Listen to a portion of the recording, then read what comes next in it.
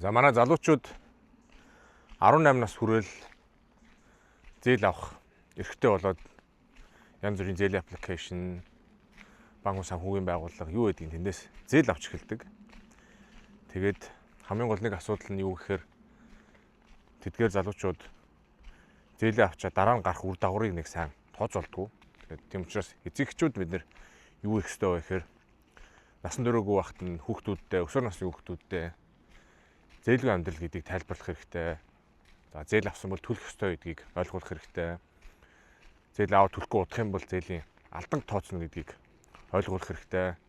Зээлээр төлж болохгүй гэдгийг ойлгуулах хэрэгтэй. Тэгээд тэгэхгүй бол манай залуучууд, хүүхдүүд, оюутнууд маань насан туршид 18 нас хүрээл зээлийн эрх нь нэгтждэг. За манай Монгол улсад тэрийг зохицуулдаг тийм зохицуулт байхгүй.